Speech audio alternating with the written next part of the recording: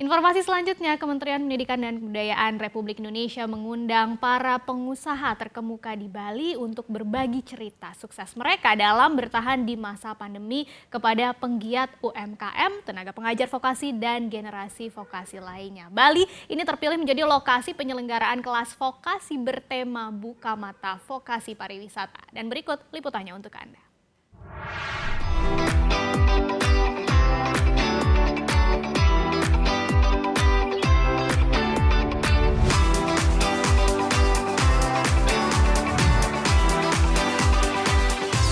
Kali ini giliran Bali sebagai tempat digelarnya kelas vokasi oleh Direktorat Mitra Studi Kementerian Pendidikan dan Kebudayaan Republik Indonesia. Dengan tema Buka Mata Vokasi Pariwisata, kegiatan kali ini bertujuan untuk menambah pengetahuan para penggiat UMKM agar dapat mengembangkan keahliannya sehingga bisa berkontribusi terhadap pemulihan sektor pariwisata di Bali. Pemerintah tengah melakukan finalisasi persiapan pembukaan kembali pariwisata Bali untuk turis asing pada pertengahan tahun 2021 mendatang. Hal ini menjadi nafas baru bagi Bali dan menjadi kesempatan besar bagi pendidikan vokasi serta UMKM untuk berkontribusi dalam memulihkan sektor pariwisata khususnya di Bali yang sangat terpukul oleh pandemi COVID-19. Untuk itu, guna mengasah kemampuan generasi vokasi dan UMKM di Bali, Kementerian Pendidikan dan Kebudayaan RI mengadakan kelas vokasi Buka Mata Vokasi Pariwisata. Kelas offline yang digelar pada 6 dan 7 April 2021 tersebut mengajak para peserta penggiat UMKM dan tenaga pendidik vokasi dari seluruh Bali. Hari pertama kelas vokasi diikuti oleh 50 peserta terpilih yang hadir secara langsung dan ratusan peserta lainnya secara virtual. Para peserta yang hadir secara fisik diharuskan melakukan swab antigen tes terlebih dahulu di lokasi dan mengikuti acara dengan menerapkan protokol kesehatan yang ketat guna mencegah penyebaran COVID-19. Acara dimulai dengan sambutan dari Kasubag TU Direktorat Mitra Studi Yudil Katim yang menekankan bahwa perlu ada kolaborasi antara masyarakat dengan pemerintah provinsi dan pemerintah pusat untuk mewujudkan pariwisata Bali agar bisa segera pulih. Pendidikan vokasi juga ikut berkiprah di dalam penyiapan itu. Jadi makanya kita judulnya Buka Mata untuk vokasi pariwisata sehingga mempersiapkan ini agar nanti ke depan dalam mempersiapkan terutama dalam waktu dekat nih yang pertengahan tahun ini benar-benar pariwisata Indonesia terutama Bali itu siap menerima kedatangan tamu-tamu dari asing. Turut hadir secara virtual keynote speech dari Menteri Pariwisata dan Ekonomi Kreatif Sandiaga Uno yang mengajak masyarakat melakukan lompatan besar dengan memanfaatkan momentum krisis yang saat ini sedang terjadi. Banyak solusi muncul untuk meningkatkan sektor ekonomi di tengah masa kenormalan baru. Salah satunya melalui kolaborasi mengambil peluang pasca pandemi. Banyak produk lokal yang sangat berdaya saing global. Kita harus mereposisi bukan hanya sebagai pasar, tapi juga menjadi produsen produk-produk yang dikonsumsi oleh rakyat Indonesia.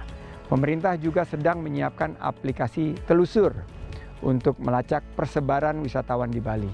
Selain itu, sebelum membuka pariwisata khususnya Bali, pemerintah juga tengah mengeluarkan aplikasi telusur untuk melacak persebaran wisatawan atau mengetahui keberadaan dan memantau proses di masing-masing objek wisata. Dalam kegiatan ini juga menghadirkan para pembicara ahli yang merupakan pengusaha sukses di Bali. Para narasumber tersebut membagikan pembelajaran terkait soft skill melalui inovasi dan strategi bisnis yang telah mereka terapkan.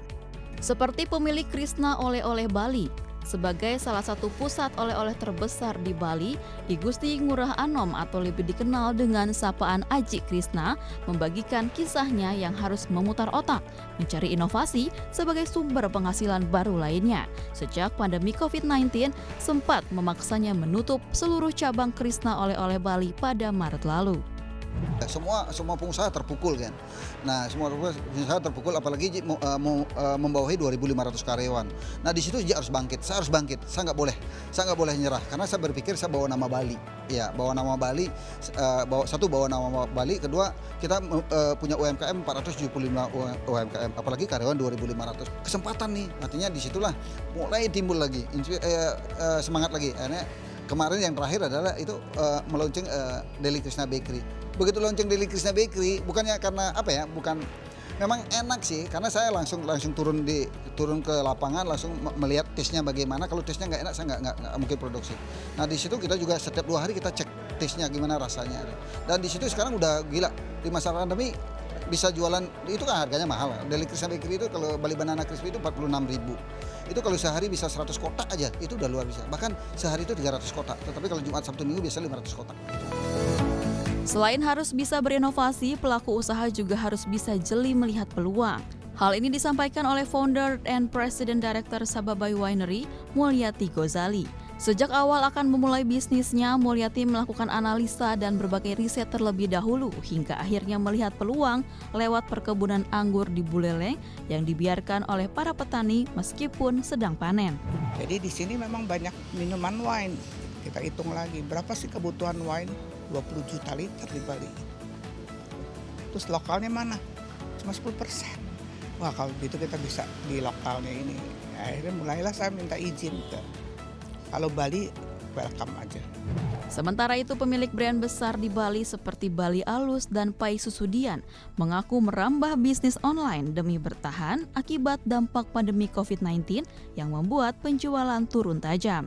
Dengan beralih ke penjualan online yang dibantu berbagai promosi yang gencar ia lakukan di media sosial, penjualan terselamatkan dari yang semula minus, perlahan mulai seimbang hingga mengalami peningkatan.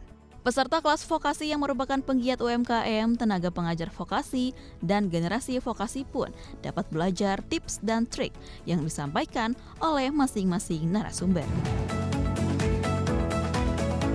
Situasi yang terus berubah akibat pandemi COVID-19 ini nyatanya bisa dilalui dengan melakukan inovasi. Khususnya bagi para pelaku usaha, kondisi penuh ketidakpastian ini bisa dijadikan panggilan untuk tetap terus produktif, sehingga bisa memberikan manfaat baik dari sisi ekonomi maupun sosial. Dari Badung, Bali, Tim Liputan CNBC Indonesia. Jangan lupa untuk menginstal aplikasi CNBC Indonesia yang tersedia di App Store dan Play Store untuk terus mengikuti perkembangan berita ekonomi dan bisnis terkini.